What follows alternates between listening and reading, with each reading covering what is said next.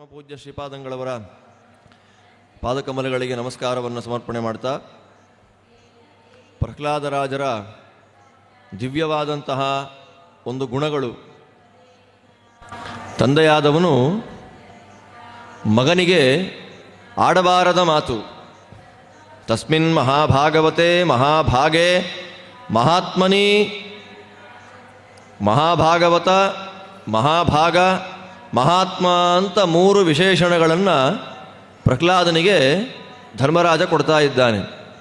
ಮಹಾಭಾಗವತ ಅಂದರೆ ಸಾಕು, ಅಲ್ಲಿ ಮಹಾಭಾಗ ಮತ್ತು ಮಹಾತ್ಮ ಅಂತ ಹೆಚ್ಚುವರಿಯಾಗಿ ಎರಡು ವಿಶೇಷಣಗಳನ್ನು ಕೊಟ್ಟರು. ಮಹಾಭಾಗ ಅಂತಂದರೆ ಇವನಷ್ಟು ಭಾಗ್ಯವನ್ನು ಯಾರೂ ಪಡೆದವರಿಲ್ಲ ಅನ್ನುವ ಅರ್ಥ. ಯಾರು ಅಂತಂದರೆ ಅವನಿಗಿಂತ ಕೆಳಗಿನ ಯೋಗ್ಯತೆಯ ಜೀವರಲ್ಲಿ ಪ್ರಹ್ಲಾದನಷ್ಟು ದೊಡ್ಡ ಭಾಗ್ಯವನ್ನು ಪಡೆದವರು ಯಾರೂ ಇಲ್ಲ. ಮಹಾಭಾಗ ಮತ್ತು ಮಹಾತ್ಮ, ಮುಖ್ಯ ಪ್ರಾಣದೇವರ ನಿತ್ಯ ಸನ್ನಿಧಾನಕ್ಕೆ ಪಾತ್ರನಾದಂತಹ ವ್ಯಕ್ತಿ. ಅವನನ್ನು ಯಾಕೆ ದ್ವೇಷ ಮಾಡಿದ ತಂದೆ ಅನ್ನುವಂತಹ ಪ್ರಶ್ನೆ ಮಾಡಿದ್ದಕ್ಕೆ ನಾರದರು ವಿಸ್ತಾರವಾಗಿ ಅದಕ್ಕೆ ಉತ್ತರವನ್ನು ಕೊಡ್ತಾರೆ. ಅವನು ಮಾಡಿದ್ದು ಒಂದೇ, ದೇವರ ಆರಾಧನೆ ಮಾಡಿದ್ದು. ನಿನಗೇನು ಅತ್ಯಂತ ಇಷ್ಟವಾದ ವಿಷಯ ಅಂತ ಕೇಳಿದ್ದಕ್ಕೆ, ನರಕದ ಕೂಪದಂತೆ ಇರುವ ನಿನ್ನ ಮನೆಯನ್ನು ಬಿಟ್ಟು ಕಾಡಿಗೆ ಹೋಗಿ ನರಸಿಂಹನನ್ನು ಆರಾಧನೆ ಮಾಡಬೇಕು ಅಂತ ನಂಗೆ ಆಸೆ ಆಗ್ತಾ ಇದೆ ಅಂತಂದುಬಿಟ್ಟ. ಹಿತ್ವಾತ್ಮಪಾತಂ ಗೃಹಮಂಧಕೂಪಂ ವನಂಗತೋ ಯದ್ಧರಿಮಾಶ್ರಯೇತ ಅಂತ ಆ ಹುಡುಗ, 6-7 ವರ್ಷದ ಹುಡುಗ ಇಂತಹ ದೊಡ್ಡ ಮಾತನ್ನು ಆಡಿಬಿಟ್ಟ.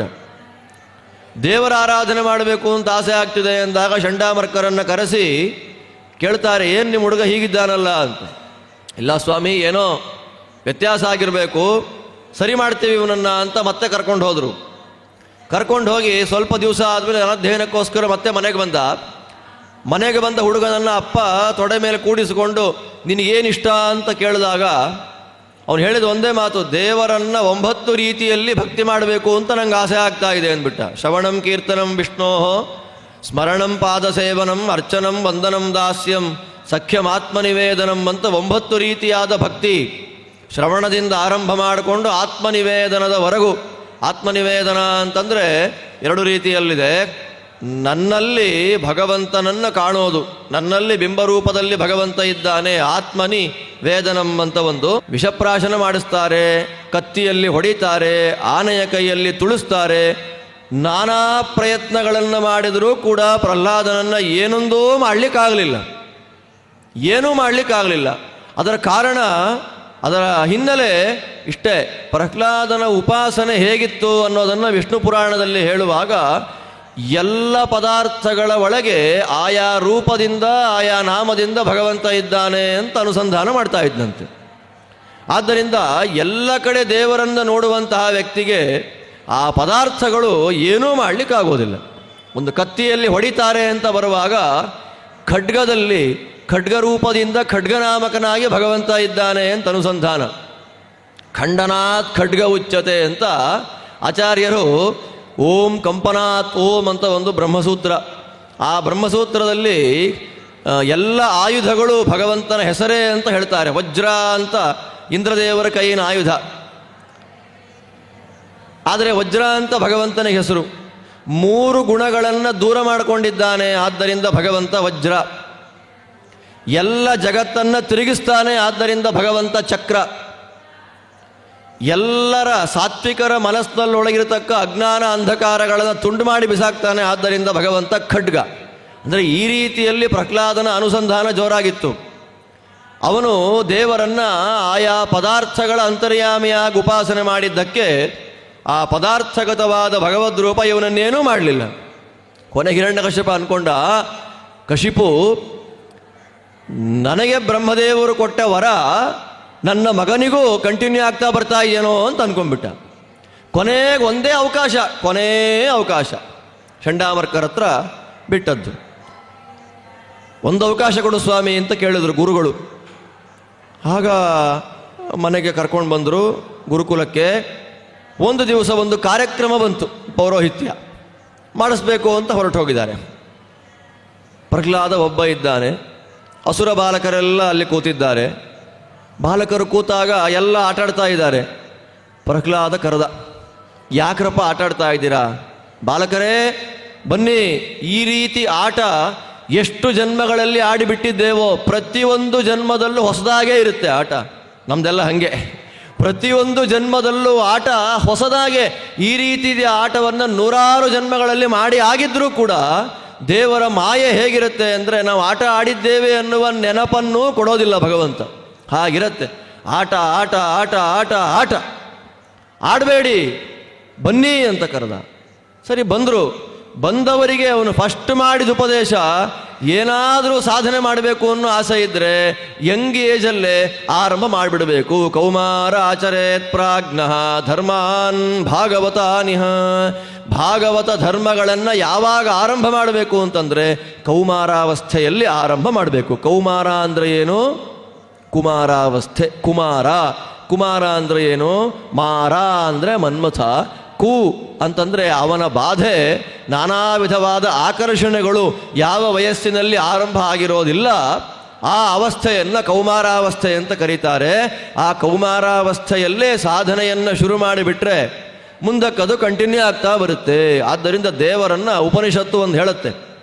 ತೈತ್ತಿರೀಯ ಉಪನಿಷತ್ತಿನಲ್ಲಿ ನಿಮಗೆ ದೇವರನ್ನು ಕಂಪ್ಲೀಟಾಗಿ ದರ್ಶನ ಮಾಡಬೇಕು ಅನ್ನೋ ಆಸೆ ಇದ್ದರೆ, ಕಂಪ್ಲೀಟಾಗಿ ನೋಡಲಿಕ್ಕೆ ಆಗೋದಿಲ್ಲ, ಆದರೂ ಪೂರ್ಣವಾಗಿ ತಲೆಯಿಂದ ಕಾಲವರೆಗೂ ದೇವರ ದರ್ಶನ ಮಾಡಬೇಕು ಅಂತ ನಿಮಗೆ ಆಸೆ ಇದ್ದರೆ ಚಿಕ್ಕ ವಯಸ್ಸಿಂದ ಶುರು ಮಾಡ್ರಿ ಅಂತ. ಮಧ್ಯತೋಸ್ಮಾನ್ನಗುಂ ರಾಧ್ಯತೆ ಅಂತತೋಸ್ಮಾನ್ನಗುಂ ರಾಧ್ಯತೆ ಅಂತ ಮಂತ್ರ. ಇದ್ರ ಮೇಲೆ ನಮಗೊಂದು ಸಂಶಯ. ಅಲ್ರಿ, ಯಾರಾದರೂ ಒಂದು ವ್ಯಕ್ತಿಯ ದರ್ಶನ ಆಗ್ತಾ ಇದೆ ಅಂತಂದರೆ ಅವನು ಬಂದ, ಆ ವ್ಯಕ್ತಿಯ ದರ್ಶನ ನಮಗಾಗ್ತಾ ಇದೆ, ಎದುರು ನಡ್ಕೊಂಡ್ಬರ್ತಾ ಇದ್ದೇನೆ ಅವನು ಅಂತಂದರೆ ನನಗೆ ಅವನ ತಲೆ ಮಾತ್ರ ಕಾಣ್ತಾ ಇದೆ ಅಂತ ಯಾರೂ ಹೇಳಲ್ಲ. ನನಗೆ ಅವನ ಹೊಟ್ಟೆ ಮಾತ್ರ ಕಾಣ್ತಾ ಇದೆ ಅಂತ ಯಾರೂ ಹೇಳಲ್ಲ. ನನಗೆ ಅವ್ರ ಕಾಲು ಮಾತ್ರ ಕಾಣ್ತಾ ಇದೆ ಅಂತ ಯಾರೂ ಹೇಳಲ್ಲ. ವ್ಯಕ್ತಿ ನಡ್ಕೊಂಡು ಬರ್ತಾ ಇದ್ದಾನೆ ಅಂತಂದರೆ ತಲೆ, ಕೈ, ಕಾಲು ಎಲ್ಲ ಇರುವಂಥ ಶರೀರವೇ ಕಣ್ಣಿಗೆ ಕಾಣುವಂಥದ್ದು. ನಮ್ಮ ಕಲ್ಪನೆ ಹಾಗೆ. ಆದರೆ ವೇದ ಹೇಳುತ್ತೆ, ಉಪನಿಷತ್ತಲ್ಲಿ ಹೇಳ್ತಾರೆ, ಚಿಕ್ಕ ವಯಸ್ಸಿಂದ ದೇವರ ದರ್ಶನವನ್ನು ಮಾಡ್ತಾ ಬಂದರೆ ತಲೆಯಿಂದ ಕಾಲು ತನಕ ನೋಡ್ಬೋದು. ಮಧ್ಯ ವಯಸ್ಸಿನಲ್ಲಿ ಭಗವಂತನ ದರ್ಶನ ಮಾಡಿದರೆ ಮಧ್ಯಭಾಗ ನೋಡ್ಬೋದು. ಅಂತ್ಯ ಚರ್ಮ ವಯಸ್ಸಿನಲ್ಲಿ ಸಾಧನೆ ಆರಂಭ ಮಾಡಿದರೆ ಮುಖ ಮಾತ್ರ ಕಾಣುತ್ತೆ. ಇದೆಲ್ಲ ಉಪನಿಷತ್ತು. ಇದು ನಂಬೋದು ಹೆಂಗೆ ಅಂತಂದರೆ, ವಾದಿರಾಜರು ತೀರ್ಥಪ್ರಬಂಧದಲ್ಲಿ ಅನಂತಪುರದ ಭಗವಂತನ ಸ್ತೋತ್ರ ಮಾಡುವಾಗ ಒಂದು ಮಾತು ಹಾಕಿದ್ದಾರೆ. ಯಾ ತೈತ್ತಿರೀಯ ನಿಗಮಾಂತಗ ಕಿಂವದಂತಿ ಸೇವಾತ್ರಯೋಚಿತ ಫಲತ್ರಿತಯಂ ವದಂತಿ ತತ್ರತ್ಯ ಸಂಶಯಂ ಅಪಾಕುರುತೆ. ತೈತ್ರೀಯ ಉಪನಿಷತ್ತಿನಲ್ಲಿ ದೇವರನ್ನು 3 ರೀತಿಯಲ್ಲಿ ಸೇವೆ ಮಾಡಬೇಕು ಅಂತ ಹೇಳ್ತಾರೆ. ಕೆಳಗೆ, ಮಧ್ಯ, ಮೇಲೆ. ಚಿಕ್ಕ ವಯಸ್ಸಿನಿಂದ ಆರಂಭ ಮಾಡಿದ್ರೆ ಪೂರ್ಣ ದರ್ಶನ ಅಂತ. ಆ ಉಪನಿಷತ್ತಿನ ಮೇಲೆ ಬರುವ ಡೌಟ್ ಏನಿದೆ ಅದನ್ನು ಪರಿಹಾರ ಮಾಡಲಿಕ್ಕಾಗಿಯೇ ತಿರುವನಂತಪುರದಲ್ಲಿ ಭಗವಂತ 3 ಬಾಗಿಲಲ್ಲಿ ದರ್ಶನ ಕೊಡ್ತಾ ಇದ್ದಾನೆ ಅಂತ. ಒಂದೇ ಪ್ರತಿಮೆ, ದೊಡ್ಡ ಬೃಹದಾಕಾರದ ಪದ್ಮನಾಭ ದೇವರ ಪ್ರತಿಮೆ. ಒಟ್ಟಿಗೆ ದರ್ಶನ ಮಾಡ್ತೀವಿ ಅಂದ್ರೆ ಆಗೋದಿಲ್ಲ. ಒಂದು ಭಾಗದಲ್ಲಿ ಕಾಲು, ಒಂದು ಭಾಗದಲ್ಲಿ ಮಧ್ಯಭಾಗ, ಒಂದು ಭಾಗದಲ್ಲಿ ಶಿರಸ್ಸು. ಅದರಿಂದ ಈ ಒಂದು ಜಡವಾದ ಭಗವಂತನ ಸನ್ನಿಧಾನ ಪಾತ್ರವಾದ ಈ ಪ್ರತಿಮೆಯನ್ನೇ ಒಂದು ಭಾಗದಲ್ಲಿ ನಮಗೆ ನೋಡ್ಲಿಕ್ಕೆ ಆಗ್ತಾ ಇಲ್ಲ ಅಂದಮೇಲೆ ಚಿದಾನಂದಾತ್ಮಕವಾದ ಭಗವಂತನನ್ನು ಯಾವುದೋ 1-2 ವರ್ಷ ಒಂದು ಪುಸ್ತಕ ತೆಗೆದುಬಿಟ್ಟು ನಾವು ಜ್ಞಾನಿಗಳು ಅಂತ ಅಂದುಕೊಂಡ್ರೆ ದರ್ಶನ ಆಗುತ್ತಾ? ಆದ್ದರಿಂದಲೇ ಸಾಧನೆ ಅಂತ ಅನ್ನೋದು ಯಾವಾಗ ಆರಂಭ ಮಾಡಬೇಕು ಅಂದರೆ ಚಿಕ್ಕ ವಯಸ್ಸಿನಲ್ಲೇ ಸಾಧನೆಯನ್ನು ಆರಂಭ ಮಾಡಿಬಿಡಬೇಕು. ಹಾಗೆ ಆರಂಭ ಮಾಡಿದಾಗ ಮಾತ್ರವೇ ಅದು ಯಾವುದೋ ಒಂದು ಜನ್ಮದಲ್ಲಿ ಬಹೂನಾಂ ಜನ್ಮನಾಮಂತೆ ಜ್ಞಾನವಾನ್ ಮಾಂ ಪ್ರಪದ್ಯತೆ ಅಂತ ಕೃಷ್ಣ ಹೇಳಿದ ಹಾಗೆ ಆರಂಭ ಆಗುವಾಗ ಚಿಕ್ಕದಾಗಿ ಆರಂಭ ಆಗುತ್ತೆ. ಬೆಳೀತಾ ಬೆಳೀತಾ ಬೆಳೀತಾ ಸಾಧನೆ ಬೃಹದಾಕಾರವಾಗಿ ಬೆಳೆಯುತ್ತೆ. ಆರಂಭದಲ್ಲಿ ನಮಗೆ ಬೇಕಾದ್ದು ಹುಮ್ಮಸ್ಸು, ಜೊತೆಗೆ ಯಾರಿರಲ್ಲ, ನಾವು ಮಾತ್ರ ಇರ್ತೇವೆ. ಪುಸ್ತಕ ಆಗಲಿ, ಪಾಠ ಮಾಡ್ತಕ್ಕಂಥ ಗುರುಗಳಾಗಲಿ, ಚಿಂತನೆಗಾಗಲಿ ಇರೋದಿಲ್ಲ.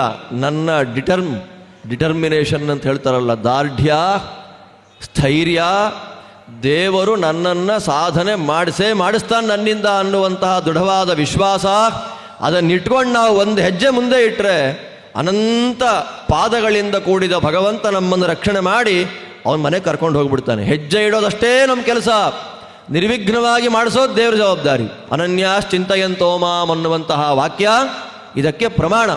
ಈ ದೃಷ್ಟಿಯಲ್ಲಿ ಪ್ರಹ್ಲಾದ ಕುಮಾರಾವಸ್ಥೆಯಲ್ಲೇ ಶುರು ಮಾಡಿದ. ಅವರೆಲ್ಲ ಕೇಳಿದ್ರು, ಏನಪ್ಪ ಪ್ರಹ್ಲಾದ, ನಾನು ನೀನೆಲ್ಲ ಒಟ್ಟಿಗೆ ಇದ್ದವರು, ನಮಗೆ ಈ ವಿಷಯನೇ ಗೊತ್ತಿಲ್ಲ, ನಿನಗೆ ಎಲ್ಲಿಂದ ಬಂತು ಇಂತಹ ನಾಲೆಡ್ಜ್, ಜ್ಞಾನ ಅಂತ ಕೇಳಿದ್ದಕ್ಕೆ ಪ್ರಹ್ಲಾದ ಅಂತಾನೆ, ನಮ್ಮಮ್ಮನ ಗರ್ಭದಲ್ಲಿ ನಾನಿದ್ದಾಗ ನಾರದರು ಅವರ ಆಶ್ರಮಕ್ಕೆ ಕರ್ಕೊಂಡು ಹೋಗಿ ತತ್ವೋಪದೇಶ ಮಾಡ್ತಾ ಇದ್ದರು. ನಾನು ಗರ್ಭದಲ್ಲೇ ಕೂತ್ಕೊಂಡು ತತ್ವವನ್ನು ಕೇಳ್ತಾ ಇದ್ದೆ. ನಮ್ಮಮ್ಮನಿಗೆ ಸಹಜವಾಗಿ ಮರ್ತೋಯ್ತು, ನನಗೆ ನೆನಪಿದೆ, ಅದನ್ನು ಹೇಳ್ತೀನಿ ಅಂತ ಸಾಧನೆಯನ್ನು ಆರಂಭ ಮಾಡ್ತಾನೆ. ಅವನು ಇದೆಲ್ಲ ಹೇಳಿದಾಗ ಮಕ್ಕಳು ಕೇಳ್ತಾರೆ, ಅಲ್ಲಪ್ಪ ನೀನು ನಾರಾಯಣ ಅಂತ್ಯ, ದೇವರು ಅಂತ್ಯ, ಅನಂತ ಕಲ್ಯಾಣ ಗುಣ ಪರಿಪೂರ್ಣ ಅಂತ್ಯ, ಎಲ್ಲಿ ಹುಡುಕೋದು, ಯಾವ ಊರಿಗೆ ಹೋಗಿ ನೋಡೋದು ದೇವ್ರನ್ನ, ಬಹಳ ಕಷ್ಟ ಇದೆ ಅಲ್ವಾ ಅಂದಿದ್ದಕ್ಕೆ ಪ್ರಹ್ಲಾದ ಅಂತಾನೆ, ಎಲ್ಲ ದೇವತೆಗಳನ್ನು ಹುಡುಕೋದು ಕಷ್ಟ, ನಾರಾಯಣನನ್ನು ಹುಡುಕೋದು ತುಂಬ ಸುಲಭ. ಯಾಕೆ ಅಂದರೆ ಒಳಗೆ ಸೇರಿಕೊಂಡಿದ್ದಾನೆ. ಆತ್ಮತ್ವಾತ್ ಸರ್ವಭೂತಾನ, ಎಲ್ಲ ಜೀವರುಗಳ ಹೃದಯ ಕಮಲದಲ್ಲಿ ನಿರಂತರವಾಗಿ ಸನ್ನಿಹಿತನಾದವನು ನಾರಾಯಣ. ಆದ್ದರಿಂದ ಅವನನ್ನು ನಾವು ನೋಡಬೇಕು ಅಂತಂದರೆ ಎಲ್ಲ ಇಂದ್ರಿಯಗಳನ್ನು ಒಳಗೆ ಎಳ್ಕೊಳ್ಬೇಕು.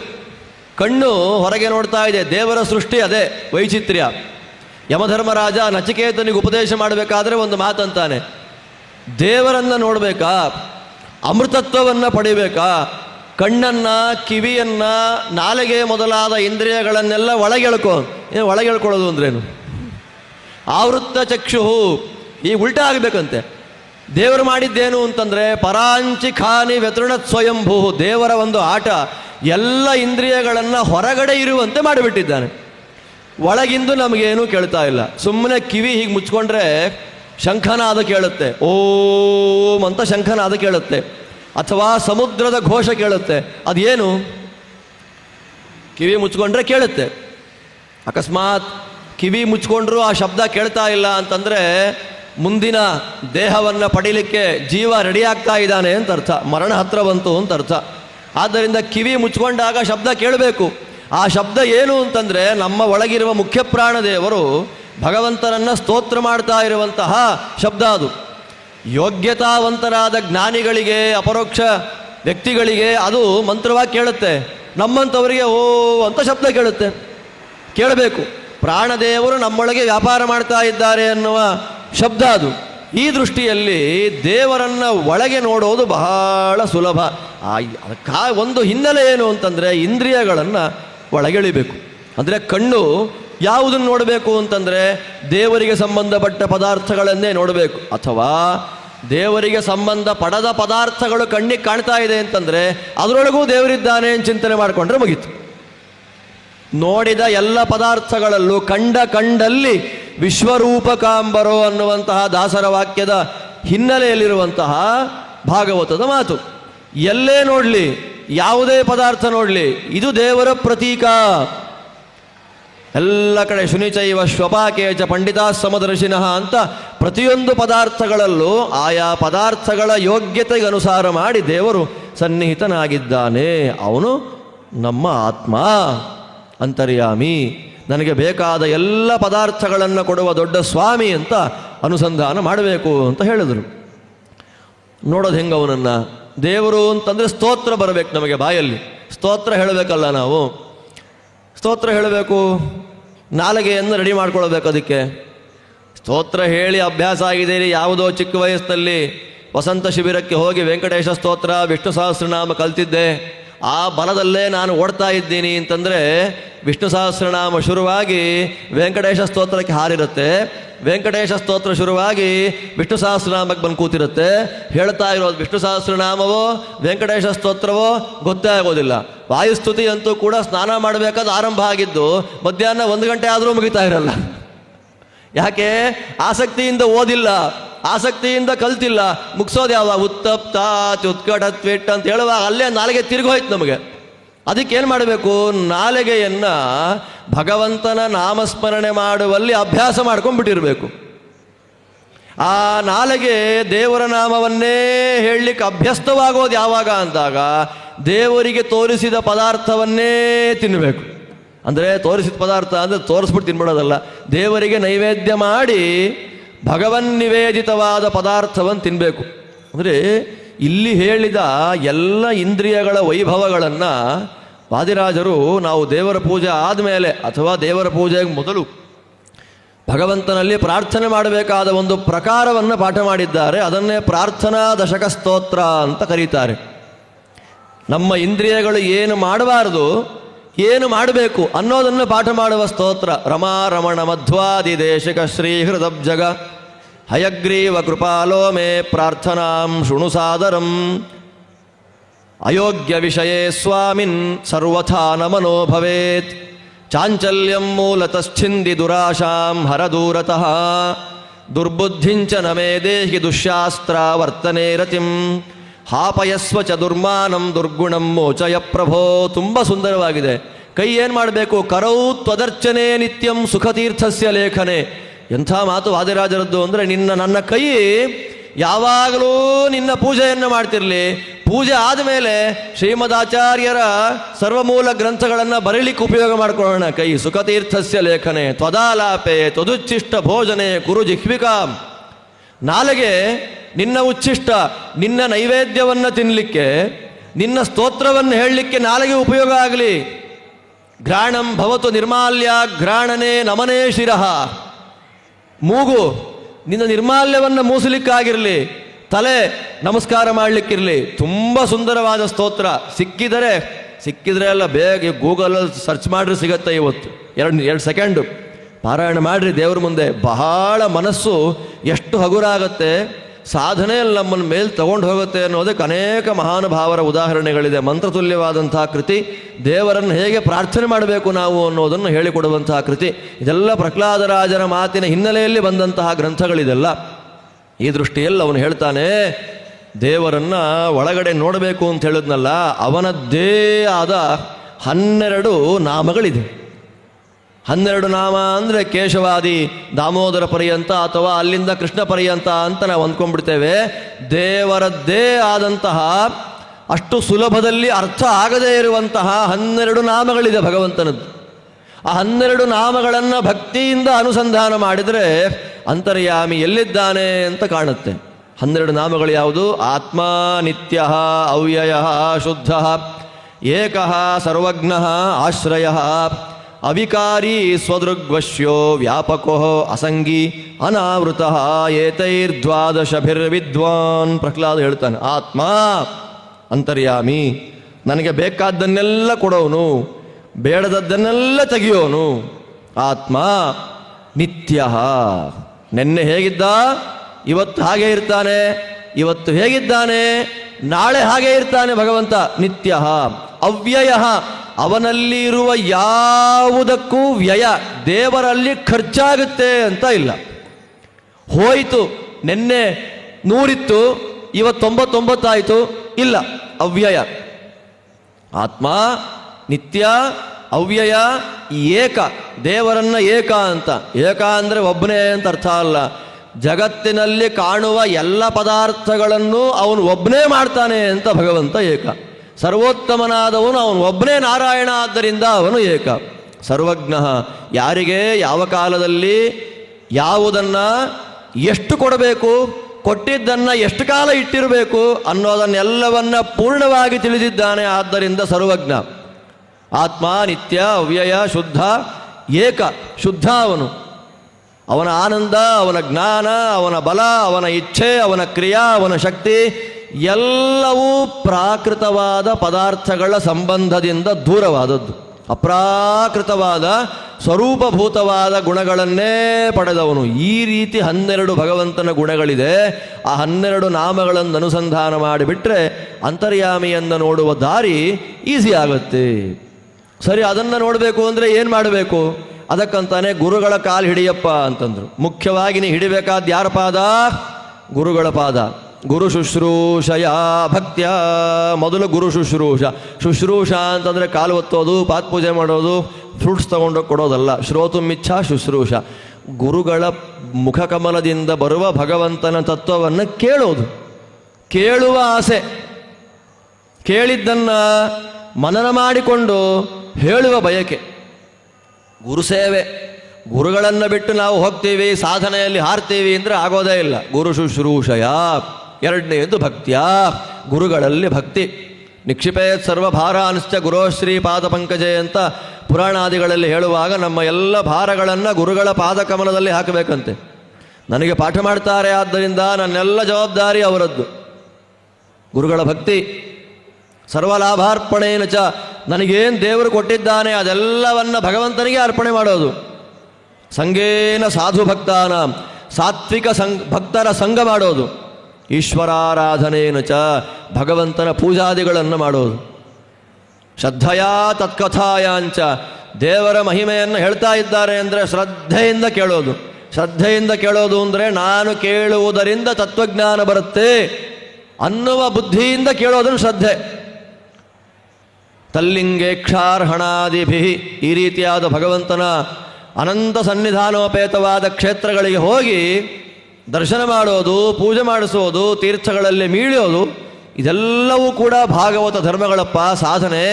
ಇದನ್ನೆಲ್ಲವನ್ನು ನಾವು ಮಾಡ್ತಾ ಬಂದರೆ ಅವನ ದರ್ಶನ ಒಳಗಡೆ ಆಗುತ್ತೆ ಅಂತಂದ ತಕ್ಷಣ ಎಲ್ಲರಿಗೂ ವೈಭವದ ಚಿಂತನೆ ಬಂತು ಭಗವಂತನದ್ದು. ಸ್ತೋತ್ರ ಮಾಡ್ತಾ ಕೂತರು. ಚಂಡಾಮರ್ಕರು ಊಟ ಮುಗಿಸಿ ಬಂದು ನೋಡ್ತಾರೆ, ಎಲ್ಲ ನಾಮಸ್ಮರಣೆ ಮಾಡ್ತಾ ಕೂತ್ಕೊಂಡ್ಬಿಟ್ಟಿದ್ದಾರೆ. ಇದು ನಮ್ದಲ್ಲ ಇದೆಲ್ಲ ಅಂತ ಹೇಳಿ ಎಳ್ಕೊಂಡು ಹೋಗ್ಬಿಟ್ರು.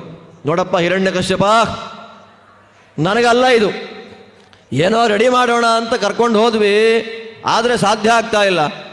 ಹಿರಣ್ಯಕ ಅಂದ, ನೀವೇ ಯಾಕೆ ಯಾರನ್ನೋ ಕರೆಸಿ ಪಾಠ ಮಾಡಿಸಿರಬಾರದು ಅಂತಂದರೆ, ನಮ್ಮಲ್ಲಿ ಗೆಸ್ಟ್ ಫ್ಯಾಕಲ್ಟಿಗಳಿಗೆ ಅವಕಾಶವೇ ಇಲ್ಲ.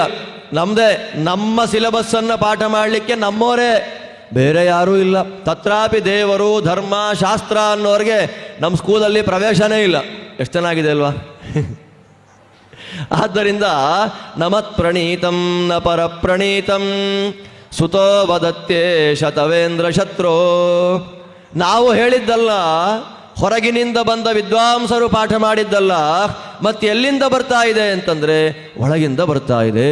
ನೈಸರ್ಗಿಕೀಯಂ ಮತಿರಸ್ಯ ರಾಜನ್, ದೇವರಲ್ಲಿ ಸರ್ವೋತ್ತಮತ್ವ ಬುದ್ಧಿ ಇವನ ಸ್ವಭಾವತಃ ಬಂದದ್ದು. ಹೇಳಿ ತೆಗಿಲಿಕ್ಕಾಗೋದಿಲ್ಲ, ಹೇಳಿ ಕೊಡ್ಲಿಕ್ಕಾಗೋದಿಲ್ಲ ಅಂದಿದ್ದಕ್ಕೆ ಸರಿ ನೀವು ಹೋಗ್ರಿ ನಾನು ನೋಡ್ಕೊತೀನಿ ಅಂತಂದ. ಕೇಳಿದ, ನಿನಗೆ ಎಲ್ಲಿಂದ ಈ ಬಲ ಅಂತಂದ. ಬ್ರಹ್ಮಾದಿಗಳಿಗೂ ಯಾರಿಂದ ಬಲ ಬರುತ್ತೋ ನನಗೆ ಅವನೇ ಬಲ. ಅವನಂದ, ನನಗಿಂತ ಉತ್ತಮ ದೇವತೆ ಯಾರಿದ್ದಾನೆ? ನಾನೇ. ಮದನ್ಯೋ ಜಗದೀಶ್ವರ ಕ್ವಾಸೌ, ಜಗದೀಶ್ವರ ನಾನೇ. ನನಗಿಂತ ಭಿನ್ನನಾದಂಥ ಜಗದೀಶ್ವರ ಎಲ್ಲಿದ್ದಾನೆ? ಇದ್ರೆ ತೋರಿಸು ನೋಡೋಣ. ಮೊದಲು ಅವನ ತಲೆಯನ್ನು ಕಡಿದು ಆಮೇಲೆ ನಿನ್ನ ತಲೆ ಕಡಿತೀನಿ ಎಂತ ಅಹಂಕಾರ ನೋಡಿ. ಆದ್ದರಿಂದ ಹಿರಣ್ಯಕಶ್ಯಪ ಯಾವುದಕ್ಕೆ ಪ್ರತೀಕ ಅಂದರೆ ಅಜ್ಞಾನಕ್ಕೆ ಪ್ರತೀಕ ಅಂತಾರೆ. ಹಿರಣ್ಯಕಶ್ಯಪಂ ದೈತ್ಯಂ ತಮಜ್ಞಾನಂ ಪ್ರಚಕ್ಷತೆ, ಅಜ್ಞಾನಕ್ಕೆ ಪ್ರತೀಕ ಹಿರಣ್ಯಕ. ಸೋಹಂ ವಿಕಥಮಾನಸ್ಯ ಶಿರಃ ಕಾಯಾತ್ ಹರಾಮಿತೆ ಅಂತಂದ. ತಲೆ ಹರಟೆ ಮಾತಾಡ್ತಾ ಇದೆಯಲ್ಲ, ನಿನ್ನ ತಲೆ ತೆಗೆದು ಬಿಡ್ತೀನಿ ಅಂತಂದ. ಎಲ್ಲಿದ್ದಾನವನು ಅಂದ.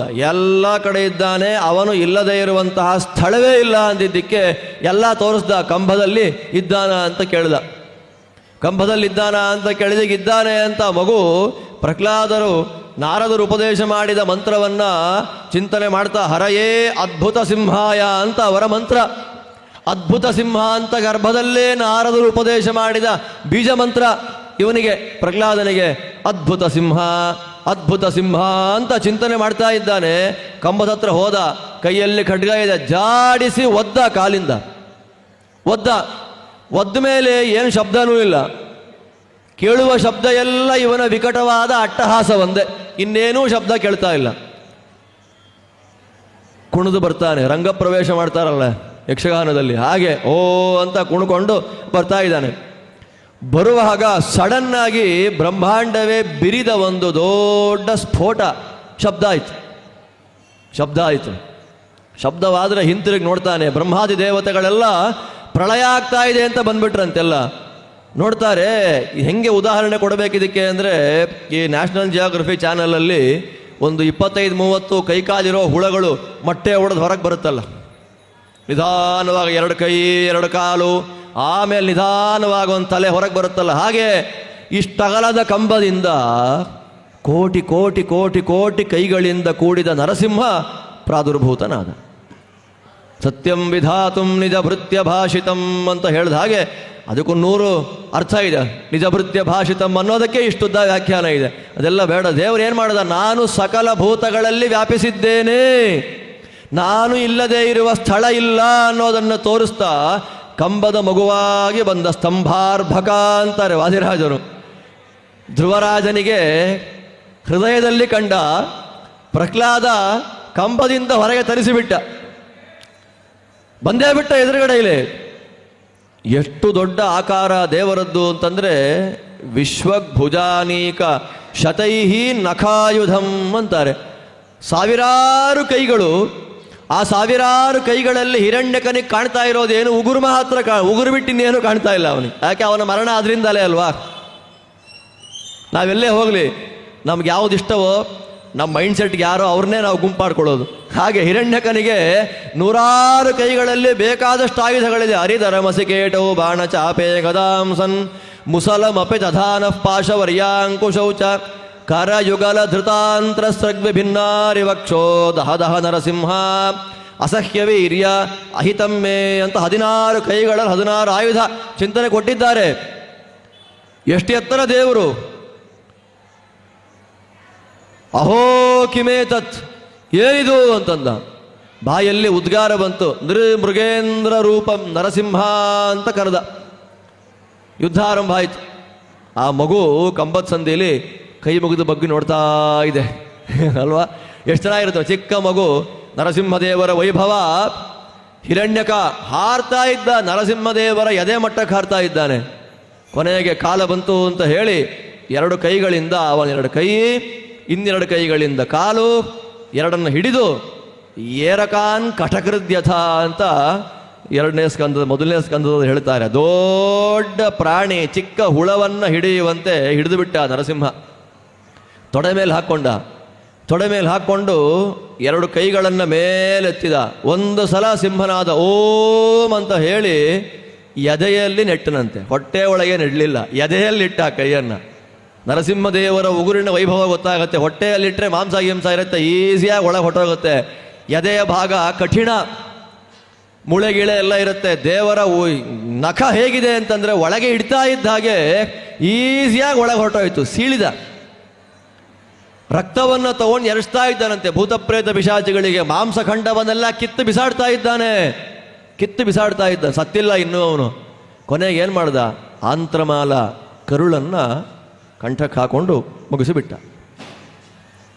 ಭಗವಂತನ ಭಕ್ತರನ್ನು ದ್ವೇಷ ಮಾಡುವ ವ್ಯಕ್ತಿಗಳ ಅಂತ್ಯಕಾಲ ಹೇಗಿರುತ್ತೆ ತೋರಿಸಿಕೊಟ್ಟ.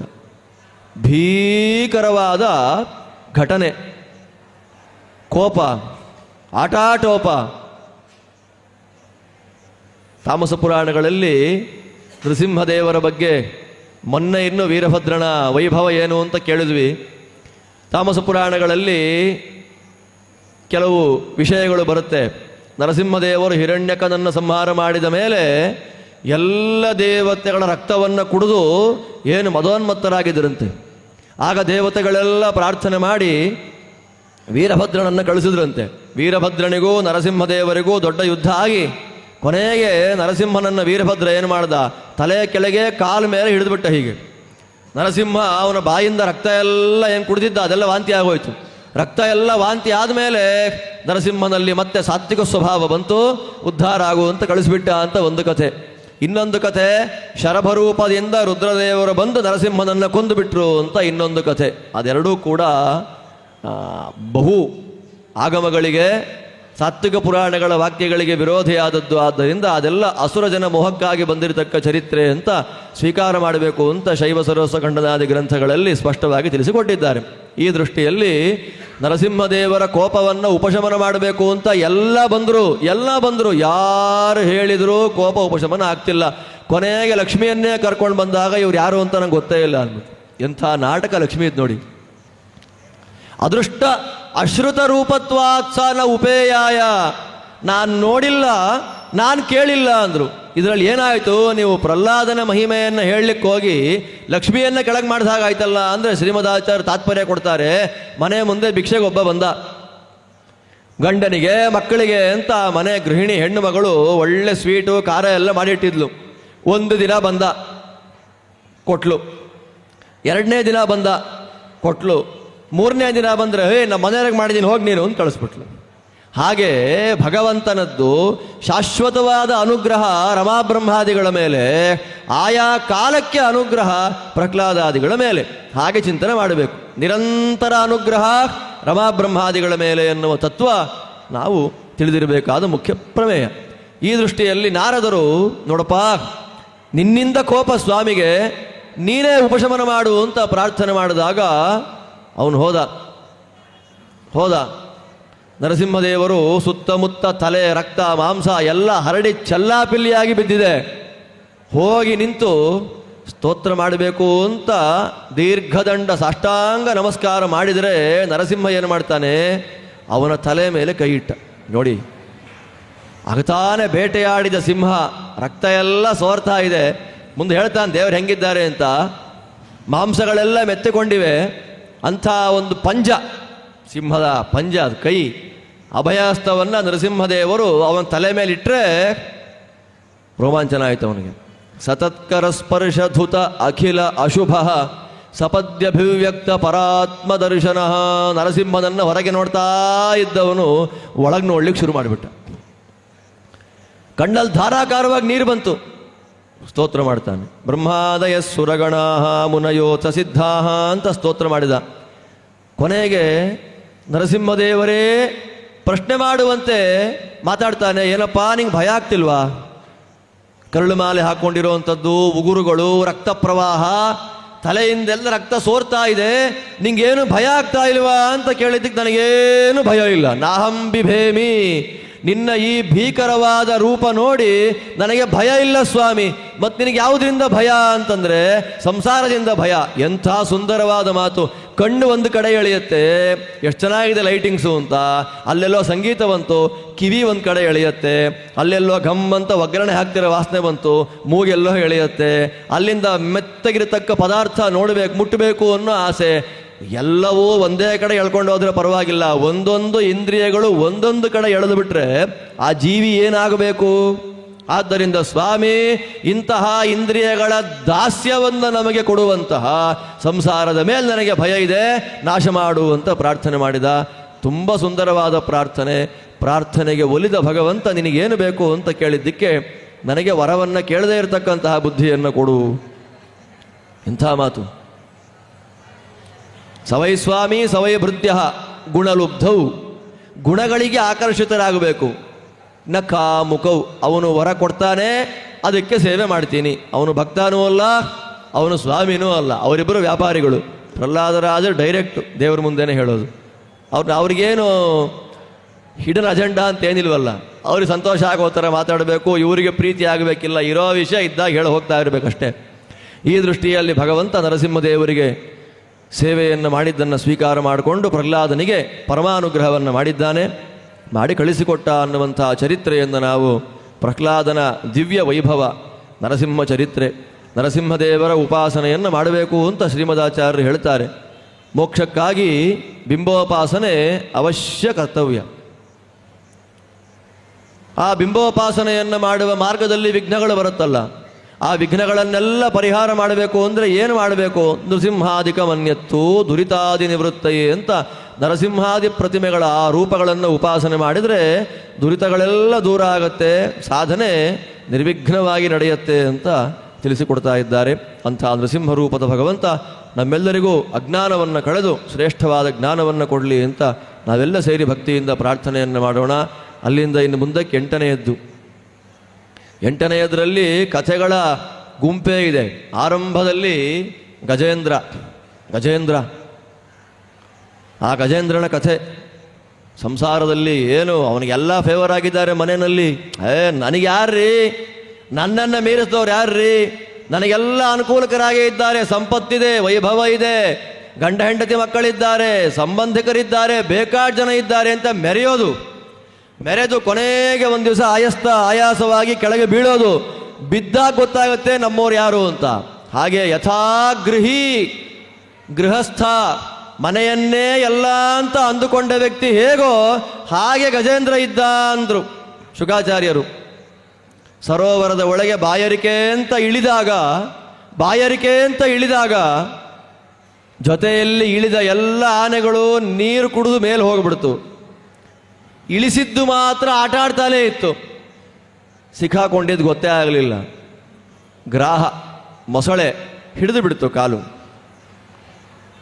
ನಂಗೆ ಸಾಮರ್ಥ್ಯ ಇದೆ, ನಾನು ದಾಟಬಲ್ಲೆ ಈ ಕಷ್ಟವನ್ನ. ನಾವೆಲ್ಲ ಕೊನೆಗೆ ದೇವ್ರು ತಾನು ನಮಗೆ ಈ ಕಷ್ಟ ನಾನು ದಾಟಬಲ್ಲೆ, ನನಗೆಲ್ಲ ಆಗ್ಬಿಡುತ್ತೆ ಅಂತ ಪ್ರಯತ್ನ ಪಟ್ಟ ಗಜೇಂದ್ರ. ಎಷ್ಟು ವರ್ಷ? 1000 ವರ್ಷ ಅಂತೆ.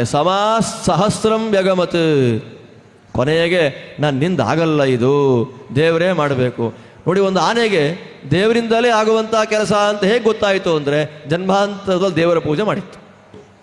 ಹರಿಯರ್ಚನಾನುಭಾವೇನ ಗಜತ್ವೇಪಿ ಅನುಸ್ಮೃತಿ. ಜನ್ಮಾಂತರದಲ್ಲಿ ದೇವರ ಪೂಜೆಯನ್ನು ಮಾಡಿದ ಫಲ ಕಷ್ಟ ಬಂದಾಗ ನಾಮಸ್ಮರಣೆ ಫಟ್ ಅಂತ ಹೊಳಿತು. ಗಜೇಂದ್ರ ಸುಂದರವಾದ ಸ್ತೋತ್ರ ಮಾಡ್ತಾನೆ. ಅವನ ಈ ಕಷ್ಟದಿಂದ ಪರಿಹಾರ ಮಾಡಲಿಕ್ಕೆ ಬ್ರಹ್ಮಾದಿ ದೇವತೆಗಳೆಲ್ಲ ಸಮರ್ಥರೇ ಸುತ್ತ ನಿಂತು ನೋಡ್ತಾ ಇದ್ದಾರೆ. ಬರಲಿಲ್ಲ, ಎತ್ತಲಿಲ್ಲ. ಒಂದು ಮೊಸಳೆಯಿಂದ ಒಂದು ಆನೆಯನ್ನು ಬಿಡಿಸೋದು ಬ್ರಹ್ಮಾದಿ ದೇವತೆಗಳಿಗೆ ಕಷ್ಟವಾ? ಯಾಕೆ ಬಿಡಿಸ್ಲಿಲ್ಲ? ಇಲ್ಲಂತಾರೆ ಗಜೇಂದ್ರನ ಪ್ರಾರ್ಥನೆಯ ಫೋರ್ಸ್, ಆ ವೇಗ ಹಾಗಿದೆ. ದೇವರೇ ಬರಬೇಕು. ಬ್ರಹ್ಮಾದಯೋ ವಿವಿಧ ಲಿಂಗ ಭಿಧಾಭಿಮಾನಾ ನೈತೆ ಯದಾ ಉಪಸಸೃಪು ಅಖಿಲಾತ್ಮಕತ್ವಾತ್ ತತ್ರ ಅಖಿಲ ಮರವರೋ ಹರಿರಾವಿರಾಸೀತ್. ದೇವರು ಬಂದ, ಆಕಾಶದಲ್ಲಿ ದೇವರನ್ನು ನೋಡ್ದ. ದೇವರನ್ನು ನೋಡುವಾಗ ಅಯ್ಯೋ ದೇವರು ಬಂದ, ನನ್ನ ಪ್ರಾರ್ಥನೆಗೆ ಹೋಗೊಟ್ಟು, ಅವನಿಗೇನೂ ಕೊಡ್ಲಿಕ್ಕಿಲ್ವಲ್ಲ ಅಂತ ನೋಡ್ತಾನೆ. ನೋಡಿ ಹೆಂಗಿದೆ ದೇವರು ಅನುಗ್ರಹ ಮಾಡುವಾಗ ಲಾಜಿಕ್ಕನ್ನು ನೋಡೋದೇ ಇಲ್ಲ. ನಾನು 3-4 ಸಲ ಹೇಳಿದೆ, 1000 ವರ್ಷ ಗಲಾಟೆ ಆಯಿತು. ಆನೆಗೂ ಮೊಸಳೆಗೂ ನೀರಲ್ಲಿ ರಕ್ತಮಯ, ಸರೋವರವೆಲ್ಲ ಕದಡಿ ಹಾಳಾಗಿ ಹೋಗಿದೆ. ದೇವರು ಬರುವಾಗ ಒಂದು ಕಮಲ ಕಾಣಿಸ್ತು. ಎಲ್ಲಿಂದ ಬಂತು ಆ ಕಮಲ? ಕಾಲ ಬಂದಾಗ ಆಯಿತು, ಆಗಿದೆ, ಅನುಭವಕ್ಕೆ ಬಂದಿದೆ. ಯಾರು ಬಂದಿದ್ದು? ಯಾರು ತಂಕೊಟ್ಟಿದ್ದು? ದ್ರೌಪದಿ ದೇವಿಗೆ ಭಗವಂತ ವಸ್ತ್ರ ಕೊಟ್ಟ ಅಂದಾಗ ನೇಯ್ಗೆ ಮಾಡಿದ್ಯಾರು? ಯಾವ ಬಣ್ಣದ ನೂಲು? ಎಷ್ಟಿದೆ? ಎಷ್ಟು ಪ್ರಮಾಣದ ರೇಷ್ಮೆದ? ಕಾಟನ್ದ? ಯಾರಾದರೂ ಹೇಳ್ತಾರ? ದೇವರು ಕೊಟ್ಟ ಅಂತಂದ್ರೆ ಆ ಕಾಲಕ್ಕೆ ಬಂತು. ದ್ರೌಪದಿಯ ಮಾನ ಸಂರಕ್ಷಣೆ ಆಯಿತು. ವಸ್ತ್ರ ಬಂತು. ವಸ್ತ್ರ ಕೊಟ್ಟ ದೇವರು ಕಾಣಲಿಲ್ಲ, ವಸ್ತ್ರವನ್ನು ನೇಯ್ದ ನೇಕಾರನೂ ಕಾಣಲಿಲ್ಲ. ವಸ್ತ್ರ ಬಂತ? ಆ ಕಾಲಕ್ಕಾಗಬೇಕಾದ ಭಗವಂತ ರಕ್ಷಣಾ ಅನ್ನುವಂಥ ಕ್ರಿಯೆ ಆಯ್ತಾ? ಅಷ್ಟೇ. ಕಮಲ ಪುಷ್ಪ ಬಂತು, ದೂರದಲ್ಲಿದೆ, ತಗೊಂಡ. ಹೇಗೆ ತಗೊಂಡ? ಕೃಚ್ಛ್ರಾತ್. ಕಷ್ಟ ಅಂತೆ. 1000 ವರ್ಷಗಳ ಕಾದಾಟದಲ್ಲಿ ಎಷ್ಟು ನೋವು ಅನುಭವಿಸಿರ್ಬೇಡ ಗಜೇಂದ್ರ. ಎಷ್ಟು ನೋವು, ದುಃಖ, ದುಗುಡ. ದೇವರು ಬರ್ತಾನೋ ಇಲ್ವೋ ಏನೋ ಗೊತ್ತಿಲ್ಲ. 1000 ವರ್ಷಗಳ ಯುದ್ಧ. ದೇವರೇ ನೀವು ಬರಬೇಕು. ಬಂದದ್ದು ಸೋಂತ ಸೆರಸ್ಯುರುಬಲೇನ ಪದೇ ಗೃಹೀತೋ ದೃಷ್ಟ್ವಾ ಗರುತ್ಮತಿ ಹರಿಂಖ ಉಪಾತ್ತ ಚಕ್ರಂ. ಅಲ್ಲೇ ಇತ್ತು ಕಮಲ. ಸೊಂಡಲಿಂದ ಹೀಗೆ ಬಳಸಿ ತಗೊಂಡ. ಉತ್ಕ್ಷಿಪ್ಯ ಸಾಂಬುಜಕರಂ. ರಕ್ತಸ್ರಾವ ಆಗಿದೆ, ಶಕ್ತಿಯೆಲ್ಲ ಹೊಟ್ಟು ಹೋಗಿದೆ. ನೀರಲ್ಲೇ ಇದ್ದು ನೀರು ಕುಡಿಬೇಕಿಲ್ಲ. ಎಂಥ ಕಥೆ ನೋಡಿ, ಸಂಸಾರ ಅಂದ್ರೆ ಅಷ್ಟೇ. ಅಲ್ಲೇ ಇರ್ತೇವೆ, ಸುಖ ಅನುಭವಿಸ್ಲಿಕ್ಕೆ ಆಗೋದಿಲ್ಲ. ಯಥಾ ಗೃಹಸ್ಥರಂತೆ. ಏನು ಮಾಡೋದು? ಕಷ್ಟದಿಂದ, ಬಹಳ ಕಷ್ಟದಿಂದ. ಇನ್ನೂ ಕಷ್ಟದ ಬಗ್ಗೆ ವ್ಯಾಖ್ಯಾನ ಮಾಡಲಿಕ್ಕಾಗೋದೇ ಇಲ್ಲ. ಎಷ್ಟು ಕಷ್ಟ ಅಂತ ಹೇಳಲಿಕ್ಕಾಗೋದಿಲ್ಲ ಅನ್ನೋದು ಕೃಚ್ಛ್ರ ಅಂತ ಪದಪ್ರಯೋಗ ಮಾಡಿದ್ರು. ಕೃಚ್ಛ್ರಾತ್. ಆಗಲೂ ಬಾಯಲ್ಲಿ ಬಂತು ನಾರಾಯಣ ಅಖಿಲ ಗುರೋ ಭಗವನ್ ನಮಸ್ತೆ. ಎಂಥ ಮಾತು! ಆ ಮಾತನ್ನು ಕೇಳ್ತಾ ಇದ್ದ ಹಾಗೆ ಭಗವಂತನ ಮನಸ್ಸು ಕರಗಿ ಹೋಯಿತು. ಗರುಡದೇವರು ಹೋಗುವ ವೇಗವು ಸ್ಲೋ ಆಯಿತು ಅಂತ ಅವನೇ ಹಾರು ಬಂದ್ಬಿಟ್ಟ ದೇವರು.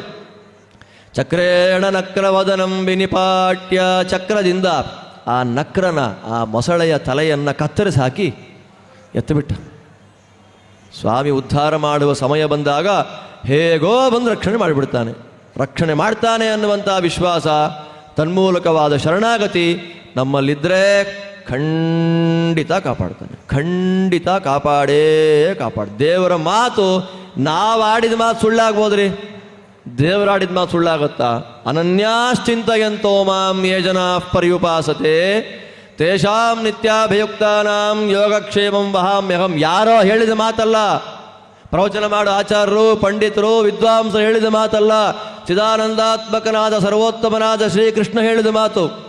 ನನ್ನನ್ನು ನೀವು ನೋಡ್ರಿ, ಅನನ್ಯವಾಗಿ ನೋಡ್ರಿ, ನಿಮ್ಮನ್ನು ನೋಡಿಕೊಳ್ಳುವ ಜವಾಬ್ದಾರಿ ಪರಿಪೂರ್ಣವಾಗಿ ನಂದೇ. ಆದರೆ ನಿಮಗೆ ಆ ದಾಢ್ಯ ಇರಬೇಕಷ್ಟೆ.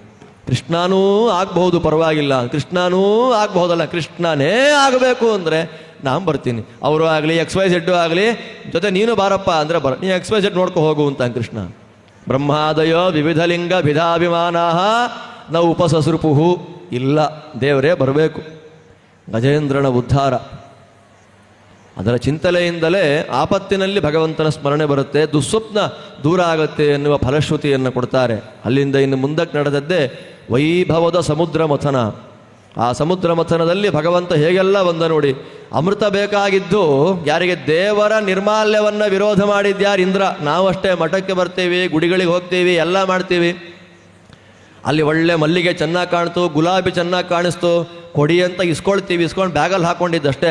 ಮತ್ತೆ ಮುಂದಿನ ವಾರ ಕೃಷ್ಣ ಮಠಕ್ಕೆ ಬರಬೇಕಾದ್ರೆ ಬ್ಯಾಗ್ ತೆಗೆದು ನೋಡಿದ್ರೆ ಅಯ್ಯೋ ನಿರ್ಮಾಲ್ಯ ತೊಗೊಂಡಿದ್ನಲ್ಲ, ತಲೆಗೆ ಮುಡ್ಕೊಳ್ಳೇ ಇಲ್ಲ ಅನ್ನೋ ನೆನಪು ಬರುತ್ತೆ. ಹಂಗಿದ್ಮೇಲೆ ದೇವರು ನಮ್ಮ ಸಂಪತ್ತನ್ನು ಎಷ್ಟು ಸಲ ಕಿತ್ಕೋಬೇಕು ಹೇಳಿ? ಯಾವತ್ತಾದರೂ ಹಾಗೆ ಮಾಡಿದಾನ? ಎಷ್ಟು ಹೂ ಒಣಗಿಸಿದ್ರು ನಮಗೇನೂ ಮಾಡಲ್ಲ, ಏನೇನೂ ಮಾಡಲ್ಲ. ಅಪಾರ ಕರುಣೆ. ಇಂದ್ರದೇವರು ದುರ್ವಾಸರು ಕೊಟ್ಟಂತಹ ಭಗವನ್ ನಿರ್ಮಾಲ್ಯವನ್ನು ಐರಾವತದ ಮೇಲೆ ಹಾಕಿ ಐರಾವತ ಕೆಳಗೆ ಬಿಸಾಡಿದಾಗ ಭಗವನ್ ನಿರ್ಮಾಲ್ಯಕ್ಕೆ ಅಪಚಾರ ಆಯಿತು, ಸಂಪತ್ತು ನಾಶ ಆಗಲಿ ಎಂದರು. ಎಲ್ಲ ಹೊರಟೋಯ್ತು. ಸಮುದ್ರ ಮಥನ ಆಗಬೇಕು. ಮಥನ ಆಗಬೇಕಾದ ಯಾರಿಗೆ? ದೇವತೆಗಳಿಗೆ ಸಂಪತ್ತು ಬೇಕಾದ್ದು. ದೇವರು ಯಾಕೆ ಬಂದ ನೋಡಿ, ತನ್ರಪ್ಪ ಅಂತಂದರು. ಬಂದರವನ್ನು ವಾಸುಕಿಯನ್ನು ಕೇಳ್ರಿ ಅಂದರು. ಕಡಿಯೋದಿಲ್ಲಿ, ನಮ್ಮನೆಯಲ್ಲೇ ಕಡಿಯಿರಿ ಅಂತಂದರು. ಎಲ್ಲ ಬೇಕಾದ ಗಿಡಮೂಲಿಕೆಗಳನ್ನು, ಔಷಧಿ ವನಸ್ಪತಿಗಳನ್ನೆಲ್ಲ ತಂದು ಹಾಕಿದರು. ಬಂದರವನ್ನು ಗರುಡದೇವರು ತಂದಿಟ್ಟರು. ವಾಸುಕಿ ಹೇಳಿದ್ರು, ಇನ್ನೇನು ಮುಳುಗಿ ಹೋಯಿತು ಅನ್ನುವಾಗ ದೇವರೇ ಬಂದ ಕೂರ್ಮ ರೂಪದಿಂದ. ಸರಿ, ಕೆಳಗೆ ಮುಳುಗೋದು ಹಾರ್ತು ಬಿಡ್ತು, ಮೇಲೆ ಹಾರ್ಕೊಂಡು ಹೋಗ್ಬಿಟ್ಟು ಟ್ರೈನ್ ಮಾಡೋದು ಪರ್ವತ. ಅದೊಂದು ಕಷ್ಟ ನೋಡಿ. ಮುಳುಗಿದ್ದನ್ನು ತಡೆದಿದ್ಯಾರು? ಕೂರ್ಮ. ಮೇಲೆ ಹಾರಿ ಹೋಗದೇ ಇರುವಂತ ತಡೆದಿದ್ಯಾರು? ಅಜಿತ. 1000 ಕೈಗಳಿಂದ ಕೂಡಿದ ರೂಪದಿಂದ ಬೆಟ್ಟದ ಮೇಲೆ ಕೂತ್ಕೊಂಡ. ಕೆಳಗೂ ಸೇಫ್ ಆಯಿತು, ಮೇಲೂ ಸೇಫ್ ಆಯಿತು. ಇವರು ಎಳೆಯುವಂಥ ವೇಗಕ್ಕೆ ಪರ್ವತವೇ ಪುಡಿ ಪುಡಿಯಾಗಿ ಹೊರಟೋದ್ರೆ ಮತ್ತೆ ಪರ್ವತ ರೂಪದಿಂದ ಇವನೇ ಕೂತ. ಇಷ್ಟೆಲ್ಲ ಕೂತರು ಇವರು ಇನ್ನು 1.5 ತಿಂಗಳು ಮಥನ ಮಾಡ್ತಾನೇ ಇದ್ರೆ ದೇವತೆಗಳ ಒಳಗೆ, ದೈತ್ಯರ ಒಳಗೆ ಪ್ರವೇಶ ಮಾಡ್ದ. ಅವರಿಬ್ಬರ ಒಳಗೆ ಶಕ್ತಿ ರೂಪದಿಂದ ಪ್ರವೇಶ ಮಾಡಿದಾಗ ವಾಸುಕಿಯ ಬಾಲ ಒಂದು ಕಡೆ, ತಲೆ ಒಂದು ಕಡೆ ಕಿತ್ತು ಬಂದ್ಬಿಟ್ರೆ ವಾಸುಕಿ ಒಳಗೆ ಪ್ರವೇಶ ಮಾಡ್ದ. ಮತ್ತೆ ಇವರು ಮಥನ ಮಾಡೋದು ನೋಡಿ, ಓ ಹೀಗೆ ಮಾಡಿದ್ರೆ ಅಮೃತ ಬರಲ್ಲ ಅಂತ ಇವನೇ ಸ್ವತಃ ಕಡಿಲಿಕ್ಕೆ ಶುರು ಮಾಡ್ದ. ಕೂರ್ಮನಾಗಿ, ಅಜಿತನಾಗಿ, ಸ್ವತಃ ವಾಸುಕಿಯ ಒಳಗೆ, ಪರ್ವತದ ಒಳಗೆ, ದೇವತೆಗಳ ಒಳಗೆ, ದೈತ್ಯರ ಒಳಗೆ, ಎಲ್ಲರ ಒಳಗೆ ತಾನೇ ನಿಂತು ತತ್ರ ತತ್ರ ಸ್ಥಿತೋ ವಿಷ್ಣು ತತ್ತಚ್ಛಕ್ತಿ ಪ್ರಬೋಧಯನ್ ಏಕಏವ ಮಹಾಶಕ್ತಿ ಕುರುತೆ ಸರ್ವಂ ಅಂಜಸ. ಆ ಅನುಸಂಧಾನ ಬಂದರೆ ನಾವು ಮಾಡಿದ ಕಾರ್ಯಕ್ರಮ ಸಾರ್ಥಕ. ನಾನು ಮಾಡಿದೆ, ಅಡಿಗೆಯವ್ರು ನನ್ನ ಫ್ರೆಂಡೇ, ಆಚಾರ್ಯ ನನ್ನ ಫ್ರೆಂಡೇ, ಪುರೋಹಿತರು ನನ್ನ ಫ್ರೆಂಡೇ, ಸಂಬಂಧಿಕರೆಲ್ಲ ಬಂದರು ನಡೆಸ್ಕೊಟ್ರು ಅಂತಂದರೆ ಆ ಕಾಲಕ್ಕೆ ಬರಬೇಕು ಅನ್ನೋ ಬುದ್ಧಿ ಕೊಟ್ಟಿದ್ಯಾರು? ಬಂದವರಿಗೆ ಕೆಲಸ ಮಾಡಬೇಕು ಅನ್ನೋ ಆಸಕ್ತಿ ಕೊಟ್ಟಿದ್ಯಾರು? ಪುರೋಹಿತರಿಗೆ ಶುದ್ಧವಾಗಿ ಮಂತ್ರ ಹೇಳುವಂಥ ಪ್ರೇರಣೆ ಅವನೊಬ್ಬ ಪ್ರೇರಕನಾಗಿ ಒಳಗಿಲ್ಲ ಅಂದರೆ ಎಲ್ಲ ಇದ್ದು ಏನಾಗಲ್ಲ.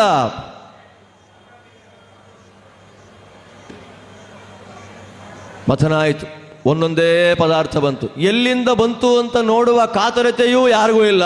ನನಗೆ ನನಗೆ ನನಗೆ ಅಂತ ತಗೊಂತಾರೆ. ಕೊಟ್ಟಿದ್ಯಾರು?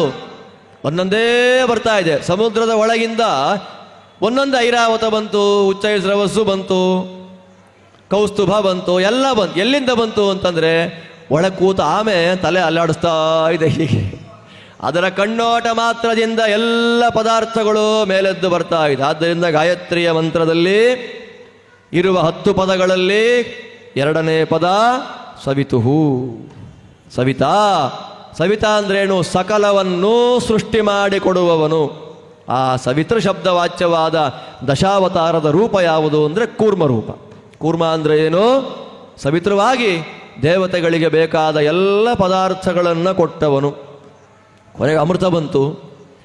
ಅಮೃತವನ್ನು ತಗೊಂಡು ಹೊರಟು ಹೋದರು ದೈತ್ಯರು. ಮತ್ತೆ ಮೋಹಿನಿಯಾಗಿ ಇವನೇ ಬಂದ, ಮೋಹಿನಿಯಾಗಿ ಬಂದ. ವಂಚನೆ ಮಾಡಿ ದೇವತೆಗಳಿಗೆ ಅಮೃತವನ್ನು ಸಿಗುವಂತೆ ಮಾಡಿ ಉದ್ಧಾರ ಮಾಡಿದ ಅಂತ ಸ್ವಾಮಿ. ಈ ಕಥೆ ಅಮೃತ ಮಥನದ ಕಥೆ. ಆ ಅಮೃತ ಮಥನದ ಕಥೆಯನ್ನು ಕೇಳೋದ್ರಿಂದ ಬರುವಂತಹ ಲಾಭ ಏನು ಅಂತಂದರೆ, ಮನಸ್ಸಿನ ಒಳಗೊಂದು ಮಥನ ಆಗ್ತಾ ಇರುತ್ತೆ. ಮಥನ ಆಗುವಾಗ ಏನಾದರೂ ಒಂದು ಬೇಕಲ್ಲ ಅಲ್ವಾ? ಉಗ್ರ ಭವಾರ್ಣವ, ಸಂಸಾರ ಅನ್ನೋದು ಉಗ್ರವಾದ ಭವಾರ್ಣವ. ಅದರಲ್ಲಿ ನಾನು ಕಡಗೋಲನ್ನು ಹಾಕಿ ಕಡೆದು ಚೆನ್ನಾಗಿ ಶಾರ್ಪ್ ಮಾಡಿ ನಿನಗೇನು ಬೇಕೋ ಆ ಬೆಣ್ಣೆಯನ್ನು ಕೊಡ್ತೇನೆ ಅಂತ ರೆಡಿಯಾಗಿದ್ದಾನೆ ಕೃಷ್ಣ ಅಂತ ತೋರಿಸಲಿಕ್ಕಾಗಿಯೇ ಕಡಗೋಲು, ಹಗ್ಗ. ನಿರ್ಮತ್ಯೋಗ್ರ ಭವಾರ್ಣವೇ ನಿಜಮನೋಭೀಷ್ಟಂ ದಿಶಾಮೀತಿಯ ಸಮ್ಯಕ್ ಜ್ಞಾಪಯಿತು ಕರೇಣ ವಿಲಸನ್ ಮಂಥಾನ ಮನ್ಯೇನ ಚ ರಮ್ಯಂ ಧಾಮ ದಧನ್ ಮಹೇಶ ರಜತ ಗ್ರಾಮ ಶ್ರಿಯೋಲಂಕೃತಿ ಕರ್ಮಂದೀಶ್ವರ ಭಕ್ತಿ ಬಂಧನವಶಃ ಪ್ರೀತೋಸ್ತು ಕೃಷ್ಣ ಪ್ರಭು. ರಾಜರ ಪ್ರಾರ್ಥನೆ, ಸ್ವೀಯಾನಾಂ ಅಮೃತಂ ಪ್ರಯಚ್ಛತಿ. ಯಾರು ದೇವರ ಸ್ತೋತ್ರ ಮಾಡ್ತಾರೆ ಅವರಿಗೆ ಮಾತ್ರ ಮೋಕ್ಷವೆನ್ನುವ ಅಮೃತವನ್ನು ಕೊಡೋ ಸ್ವಾಮಿ ನಮ್ಮ ನಾರಾಯಣ. ಸಮುದ್ರ ಮಥನದ ವೈಭವ, ಅದರ ಅನುಸಂಧಾನ ಇದೆ. ಅಲ್ಲಿಂದ ಮುಂದೆ ವಾಮನಾವತಾರ. ವಾಮನ ಅದಿತಿ ದೇವಿ ಮಾಡಿದ ಪಯೋವ್ರತಕ್ಕೆ ಒಲಿದು ಭಗವಂತ ಪ್ರಾದುರ್ಭೂತನಾದ ದಿವ್ಯವಾದಂಥ ಚರಿತ್ರೆ ವಾಮನ ರೂಪ. ಆ ವಾಮನನ ಚಿಂತನೆಯಿಂದ ಬರುವಂಥದ್ದೇನು? ಎರಡು ಹೇಳ್ತಾರೆ. ವಾಮನೋ ಬುದ್ಧಿದಾತಾಚ ದ್ರವ್ಯಸ್ಥೋ ವಾಮನ ಸ್ಮೃತಃ. ಅವನ ಕೈಯಲ್ಲಿ ಜ್ಞಾನಮುದ್ರೇನೂ ಇದೆ. ಬಂಗಾರದ ಪಾತ್ರೆಯಲ್ಲಿ ಮೊಸರನ್ನು ಹಾಕಿ, ಹುಳಿಯನ್ನು ಯಾಕೆ ಹಾಕಬಾರ್ದು ಅಂತ ನಾವು ಪ್ರಶ್ನೆ ಇಟ್ಕೊಳ್ಳೋ ಹಾಗಿಲ್ಲ. ಮೊಸರನ್ನು ತಿಂತಾರೆ ಅಂದರೆ ಶ್ರೀಮಂತರು ಅಂತ ಅರ್ಥ. ಎಲ್ಲಿ ಎಲ್ಲ ಮೊಸರೆಲ್ಲ ತೆಗೆದು ತಿಳಿ ಮಧ್ಯೆಗೆ ಒಗ್ಗರಣೆ ಹಾಕೊಂಡು ತಿನ್ಬಿಡ್ತೀವಲ್ಲ, ಶ್ರೀಮಂತಿಕೆ ಲಕ್ಷಣ ಅಲ್ಲ ಅದು, ಬಾಯಾರಿಕೆ ಕಳ್ಕೊಳ್ಳಿಕ್ಕೆ ಲಕ್ಷಣ ಅದು. ಎಲ್ಲಿ ಮೊಸರನ್ನು ತಿಂತೇವೋ, ಮೊಸರು ಸಮೃದ್ಧಿಯ ಸಂಕೇತ, ಮೊಸರು ಶ್ರೀಮಂತಿಕೆಯ ಸಂಕೇತ. ತಿನ್ನಲಿಕ್ಕೆ ಅನ್ನ ಇಲ್ಲ, ಪ್ರವಚನಕ್ಕೆ ಬನ್ನಿರಿ ಅಂದರೆ ಹೋಗ್ರಿ ರೀ, ಫಸ್ಟು ಅನ್ನಕ್ಕೆ ದಾರಿ ಮಾಡ್ಕೊಳ್ಳೋಣ, ಆಮೇಲೆ ನಿಮ್ಮ ಪ್ರವಚನ. ಹೌದಾನೆ? ಬುಭುಕ್ಷುತನ್ನ ಪ್ರತಿಭಾತಿ ಕಿಂಚಿತ್. ಹಸಿವಿದ್ರೆ ಏನೂ ಇಲ್ಲ, ಪಾಠ ಪ್ರವಚನ ದೇವರು ಧರ್ಮ ಏನೂ ಬೇಡ. ಆದ್ದರಿಂದ ವಾಮನನ ಚಿಂತನೆಯಿಂದ ಹೊಟ್ಟೆ ತುಂಬತ್ತೆ. ಹೊಟ್ಟೆ ತುಂಬಿದರೆ ನಿದ್ದೆ ಬಂದ್ಬಿಡುತ್ತೆ, ಇಲ್ಲ, ಹೊಟ್ಟೆ ತುಂಬಿ ಕಿವಿ ತುಂಬಿಸಿಕೊಳ್ಳುವ ಸಾಮರ್ಥ್ಯವನ್ನು ಕೊಡ್ತಾನೆ. ಆದ್ದರಿಂದಲೇ ಶ್ರೀಮದ್ ಆಚಾರ್ಯರು ಈ ಅನ್ನಕ್ಷೇತ್ರದಲ್ಲಿ ತಾವು ಆ ಸಟ್ಟುಗದಲ್ಲಿ ಮಂತ್ರ ಬರೆಯುವಾಗ ದಧಿವಾಮನ ಮಂತ್ರವನ್ನೇ ಬರೆದದ್ದು.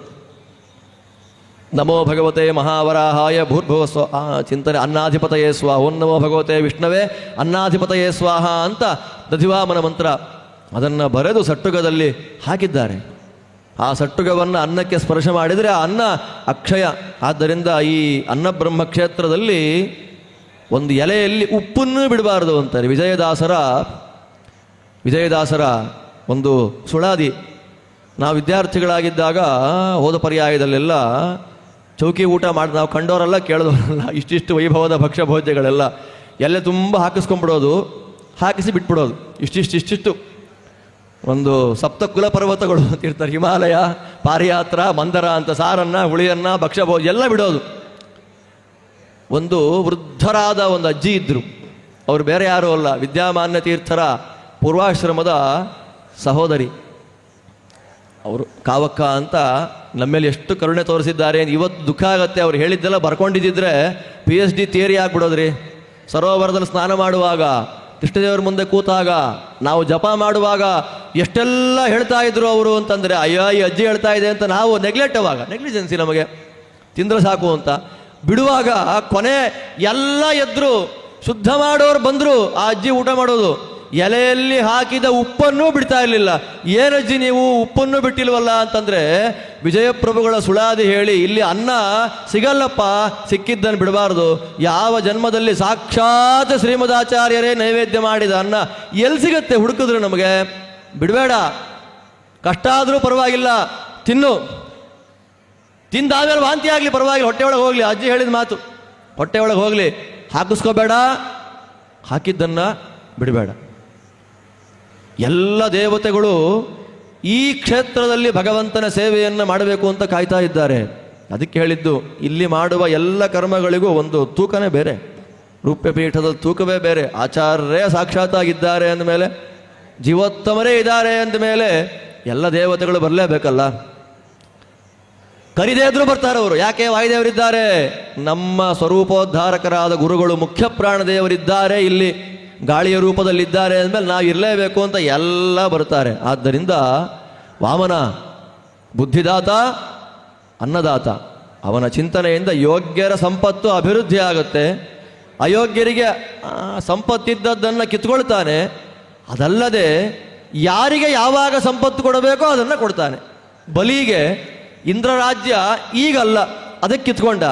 ಬಲಿಯನ್ನ ಮುಂದಿನ ಕಲ್ಪದಲ್ಲಿ ಇಂದ್ರನನ್ನಾಗಿ ಮಾಡ್ತಾನೆ, ಅವಾಗ ಈ ಸಂಪತ್ತನ್ನು ಕೊಡ್ತಾನೆ. ನಿನಗೆ ಈ ಸಂಪತ್ತು ಈಗ ಯೋಗ್ಯವಲ್ಲ ಅಷ್ಟೆ. ವಾಮನನ ಚಿಂತನೆ ಪರಮಾದ್ಭುತವಾದದ್ದು. ನಮ್ಮ ಕಣ್ಣೊಳಗಿದ್ದು ಎಲ್ಲ ಸತ್ಪದಾರ್ಥಗಳನ್ನು ನೋಡಿಸ್ತಕ್ಕಂತಹ ದೊಡ್ಡ ದೇವತೆ ವಾಮನ ಅಂತ ಚಿಂತನೆಯನ್ನು ಉಪನಿಷತ್ತುಗಳು ಕೊಡ್ತಾ ಇದೆ. ಈ ದೃಷ್ಟಿಯಲ್ಲಿ ವಾಮನ ಚರಿತ್ರೆಯ ನಂತರದಲ್ಲಿ ಚತುರ್ಮುಖ ಬ್ರಹ್ಮದೇವರ ಕೈಯಲ್ಲಿ ಬೇಕಾದಷ್ಟು ಪುಸ್ತಕಗಳಿದ್ವು. ಸೋಮಕ ಅಂತ ಒಬ್ಬ ದೈತ್ಯ ಬಂದ, ಹಾರಿಸಿ ತಗೊಂಡು ಹೋಗೇ ಬಿಟ್ಟ. ಆಗ ಭಗವಂತ ಏನು ಮಾಡ್ತಾನೆ, ಮತ್ಸ್ಯನಾಗಿ ಬಂದು ಸೋಮಾಸುರನೆಂಬ ದೈತ್ಯ ಸಾಮಕ ವೇದವನ್ನೊಯ್ಯಲನುಮಾ, ಸೋಮಾಸುರ ನಂದು ಕೊಂದು ಸಾಮಕ ವೇದವ ತಂದನುಮಾ. ವಾದಿರಾಜರ ಪ್ರಾರ್ಥನೆ. ಸೋಮಾಸುರನೆಂಬ ದೈತ್ಯ ಸಾಮಕ ವೇದವನ್ನೊಯ್ಯಲನುಮಾ, ಸೋಮಾಸುರನನ್ನು ಕೊಂದು ಸಾಮಕ ವೇದವ ತಂದನುಮಾ. ಹರಿ ಗೋವಿಂದ. ವೈಭವನೇ ಬೇರೆ. ಉಡುಪಿ ಮಿಸ್ ಮಾಡ್ಕೊಳ್ಳೋ ಕ್ರಮ ನಮ್ದೆಲ್ಲ. ಇದನ್ನು ಇಲ್ಲಾದರೂ ಹೇಳಿ ಆಸೆ ತೀರಿಸ್ಕೊಳ್ಳೋಣ ಅಂತ ಅಷ್ಟೇ. ವೈಭವನೇ ಬೇರೆ. ಮತ್ತು ಇನ್ನೊಂದು ಸಲ ಸತ್ಯವ್ರತ ರಾಜನಿಗೆ ಅರ್ಘ್ಯ ಪ್ರದಾನವನ್ನು ಮಾಡುವಾಗ ಬಂಗಾರದ ಬಣ್ಣದ ಮೀನು ಹಾಕಬೇಡ ಅಂತ ಮಾತಾಡ್ತಾ ಇದೆ. ತಂದು ಮನೇಲಿಟ್ಟ. ಪಾತ್ರೆ ತುಂಬ ಬೆಳೀತು. ಸರೋವರಕ್ಕೆ ಹಾಕಿದ, ಬೆಳೀತು. ನದಿಗೆ ಹಾಕಿದ, ಬೆಳೀತು. ನೀ ಯಾರು ಅಂತ ಕೇಳ್ದ. ಯಾರು ಅಂತ ಕೇಳಿಬೇಡ, ಇನ್ನು 1 ವಾರಕ್ಕೆ ಸರಿಯಾಗಿ ಮನ್ವಂತರ ಪ್ರಳಯ ಆಗತ್ತೆ. ಎಲ್ಲ ಸಾಂಬಾರ ಪದಾರ್ಥಗಳನ್ನ ರೆಡಿ ಮಾಡಿ ಇಟ್ಕೊಂಡಿರು, ಸಪ್ತರ್ಷಿಗಳನ್ನು ರೆಡಿ ಮಾಡಿ ಇಟ್ಕೊಂಡಿರು, ಒಂದು ಬೋಟ್ ರೆಡಿಯಾಗಿರಲಿ, ಒಂದು ಏಕಶೃಂಗ, 1 ಕೊಂಬಿನ ಮೀನಾಗಿ ನಾ ಬರ್ತೇನೆ, ಕಾಪಾಡ್ತೇನೆ. 1 ವಾರ ಸರಿಯಾಗಿ ಆಯಿತು. ಮನ್ವಂತರ ಪ್ರಳಯವಾಯಿತು. ಬಂತು ಬಂಗಾರದ ಬಣ್ಣದ ಮೀನು. ಅದರ ಕೊಂಬಿಗೆ ಹಗ್ಗವನ್ನು ಕಟ್ಟಿ ಆ ಹಡಗಿನಲ್ಲಿ ಕೂತರು. ಆ ಮೀನು ಸಂಚಾರ ಮಾಡ್ತಾ ಇದೆ. ಸತ್ಯವ್ರತ ರಾಜನಿಗೆ ಬೇಜಾರಾಗಬಾರ್ದಲ್ಲ, ಕಥೆ ಹೇಳ್ತಾ ಇದೆ. ಆ ಕಥೆಯೇ ಮತ್ಸ್ಯ ಪುರಾಣ. ಪ್ರಳಯ ಪಯಸಿ ಧಾತು ಸುಪ್ತ ಶಕ್ತೇರ್ಮುಖೇಭ್ಯ ಶ್ರುತಿಗಣಮಪನೀತಂ ಪ್ರತ್ಯುಪಾದತ್ತ ಹತ್ವಾದಿತಿಜಂ ಅಕಥಯಚ್ಚ ಬ್ರಹ್ಮ ಸತ್ಯವ್ರತಾಯ ತಮಹಮಖಿಲ ಹೇತುಂ ಜಿಕ್ಮಮೀನಂ ನತೋಸ್ಮಿ. ಅಂತಹ ಮಾಯಾ ಮತ್ಸ್ಯರೂಪಿಯ ಭಗವಂತನಿಗೆ ನಮೋ ನಮಃ ಅಂತ ಹೇಳಿ ಅಷ್ಟಮಸ್ಕಂಧ ಭಾಗವತದ ಚಿಂತನೆಯನ್ನು ಸಮಾಪ್ತಿ ಮಾಡ್ತಾ ಇದ್ದಾರೆ. ಈ ಪ್ರಕಾರವಾಗಿ ಭಗವಂತನ ನಾನಾ ವಿಧದ ಅವತಾರಗಳು. ಸಂಗ್ರಹೋಯಂ ವಿಭೂತೀನಾಂ, ವಿಭೂತಿಗಳ ವಿಶಿಷ್ಟವಾದಂತಹ ಸಂಗ್ರಹ ಶ್ರೀಮದ್ ಭಾಗವತ. ಅಂತಹ ಭಾಗವತದ ಚಿಂತನೆ ಪ್ರತಿಯೊಬ್ಬ ಸಾತ್ವಿಕರ ಮನಗಳಲ್ಲಿ ನಿರಂತರ ಆಗಬೇಕು. ಪೂರ್ಣ ಭಾಗವತ ಪಾರಾಯಣ ಮಾಡಲಿಕ್ಕಾಗಲಿಲ್ಲ ಅಂದರೂ ಸಹ ಆ ದಿನದಲ್ಲಿ ಊಟಕ್ಕೆ ಮೊದಲು 1 ಶ್ಲೋಕ, ಅದರ ಅರ್ಧ, ಕೊನೆಗೆ ಶ್ರೀಮದ್ ಭಾಗವತ ಅಂದಾದರೂ 1 ತುತ್ತು ಅನ್ನ ಊಟ ಮಾಡುವಂತಹ ಭಾಗ್ಯ ಬರಲಿ ಅಂತ ಪ್ರಾರ್ಥನೆಯನ್ನು ಮಾಡ್ತಾ, ಮತ್ಸ್ಯಾವತಾರದ ಜ್ಞಾನವನ್ನು ತಂದುಕೊಟ್ಟ ಭಗವಂತನ ಮತ್ಸ್ಯರೂಪದ ಚಿಂತನೆಯೊಂದಿಗೆ ಇವತ್ತಿನ ಭಾಗವತ ಪ್ರವಚನವನ್ನು ಮುಗಿಸ್ತಾ ಇದ್ದೇನೆ. ನಾಳೆಗೆ ದೊಡ್ಡ ಟಾಸ್ಕು 4 ಸ್ಕಂದದ ಸಾರಾಂಶವನ್ನು ಹೇಳಬೇಕು. ಮತ್ತು ವಿಶೇಷವಾಗಿ ಕೃಷ್ಣದೇವರ ಕಥೆ, ಆ ಅನುಸಂಧಾನ, ದೇವರು ಹೇಗೆ ನುಡಿಸ್ತಾನೋ ಹಾಗೆ ಚಿಂತನೆಯನ್ನು ಮಾಡೋಣ ಅಂತ ಹೇಳ್ತಾ ಶ್ರೀಕೃಷ್ಣಾರ್ಪಣಮಸ್ತು.